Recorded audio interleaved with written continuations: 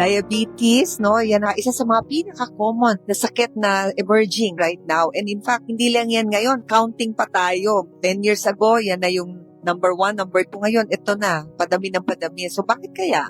Na banggit nyo kanina, actually, yung banggit nga regarding kidney disease, even sa Pilipinas, ang diabetes na ngayon ang number 1 cause ng chronic kidney disease ng mga pasyenteng nagda-dialysis.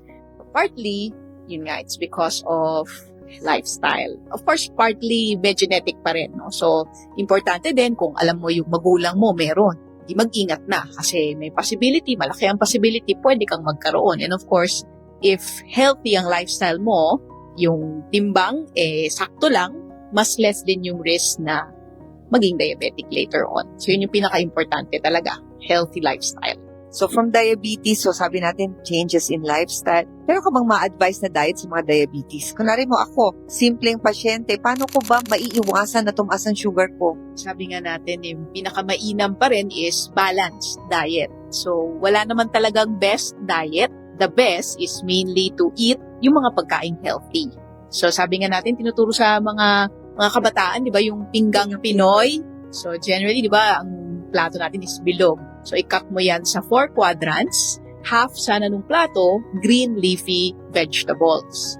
Tapos yung 1/4, dun lang sana yung carbohydrates. So, ano nga yung mga example ng carbohydrate? So, ideally, kita nyo yung kamao nyo. So, ganyan lang sana kalaki per meal. So, pwede naman yan 3 times a day.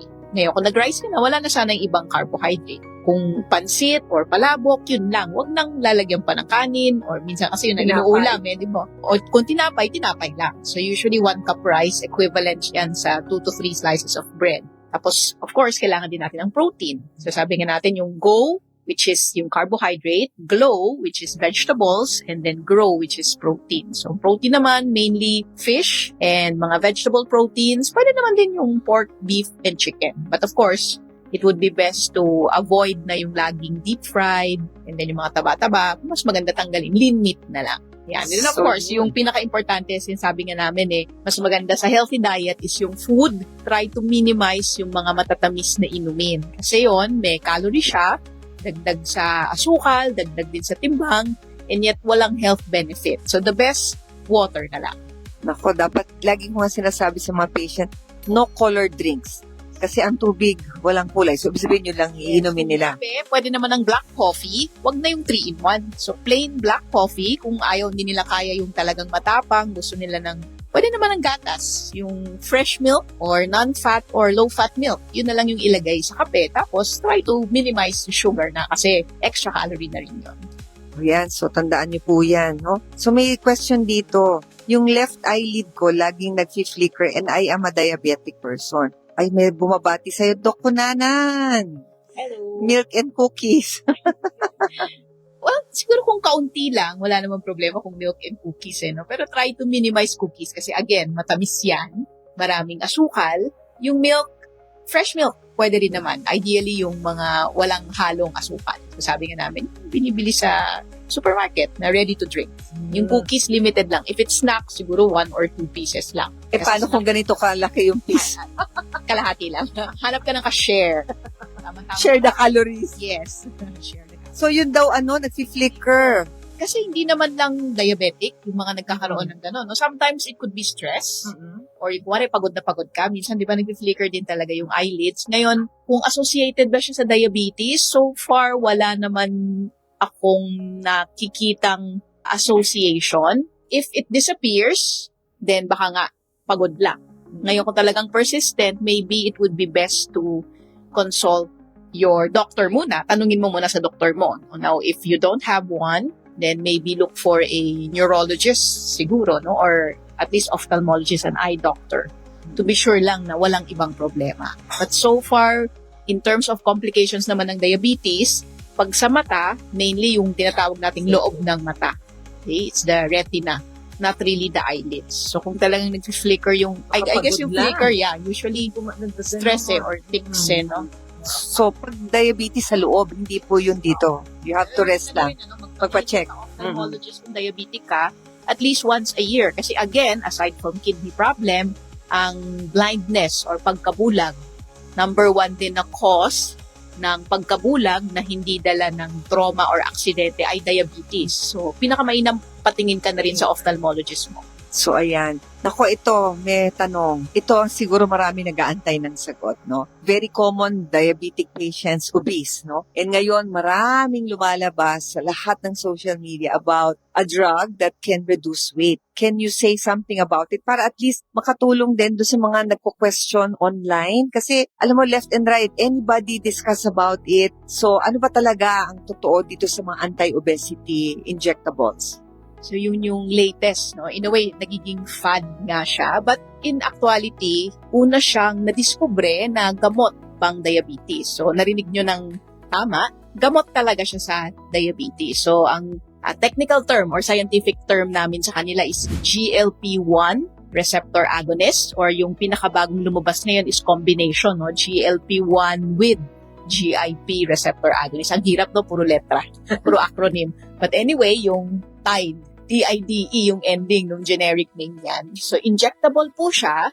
Meron na po ngayong lumabas na once a week injection, although meron pa rin namang isa na everyday injection. So, maganda po talaga siya na pang pababa ng blood sugar. Yun naman talaga yung unang reason. Now, ang nakitang advantage niya is yung mga nag-i-inject, it seems that they also lose weight. Kaya, tinest din siya dun sa mga pasyenteng hindi pa diabetic pero medyo on the heavy side. So maganda rin yung effect. They also lose weight even though they are not diabetic or pre-diabetic borderline pa lang. And they also found out na maganda rin siya sa puso, maganda siya sa kidney. So if you have diabetes and medyo may heavy side, so ayoko kasi sabihin katabaan nyo. So medyo mataas yung BMI, yes, it would be good for you to have this medication, particularly kung high risk ka or nagkaroon ka na ng cardiac problem. Maganda naman para sa inyo kasi it would control your blood sugar, it would control your weight, also it would be protective for your heart and even for your kidney. Now, ang question dyan ngayon, kasi ang problem lang is nauuso yung fat. So, medyo may katabaan, hindi naman sobrang laki. Gusto lang nila Sexy. Yeah, sexy kaagad. Yun yung term dun Gusto nila pumayat kaagad na walang trabaho. Diba? Hindi nila tinatrabaho. So, nangyayari lang dyan, they inject without thinking of the health benefit na makukuha nila, only yung cosmetic. And ang problem pa dyan, minsan, kumukuha sila ng gamot dun sa mga hindi sigurado or yung mga tawag natin compounded, no? Na hindi naman talaga nasuri ng maayos. So, ingat lang kasi hindi natin alam kung totoo ba yan, hindi natin alam kung saan nilang manufacturing kinukuha, anong source, posibleng may sangkap sa pagkagawa na harmful sa ating katawan. So, meron pong guidelines. So, pinakamainam nga is tanungin pa rin yung doktor. May mga guideline dyan. So, assuming na may diabetes po kayo, yes, it would be one of the medication that you can take kasi maganda po siya sa mga may diabetes. Now, if you don't have diabetes, at you can compute yung BMI natin na tinatawag. So, if your BMI, you get your weight yung timbang nyo po in kilograms divided by your height in meters na times 2. So, you will get your BMI. If the BMI of a person is more than or equal to 30, then yes, indicated na rin siya. Kasi nga kung ganoon ang BMI mo, mas malaki po yung risk na magka-diabetes ka later on or high blood. So, makakatulong po yon. Now, assuming meron ka rin nag-heart attack na before, nag-stroke, tapos yung BMI mo is more than 27, then maganda rin siyang gamot na pang-lose weight at the same time for the health benefit. So, sila po yung priority na mabigyan itong mga gamot. So, sana po maliwanag yun, no? So, number 1, kailangan talaga may guidance ng doktor. So, you don't just purchase anywhere. Kailangan magpa-check up sa doktor. Talaga bang angkop para sa'yo? Yung itong mga bagong gamot for diabetes, injectable, anti-obesity, etc.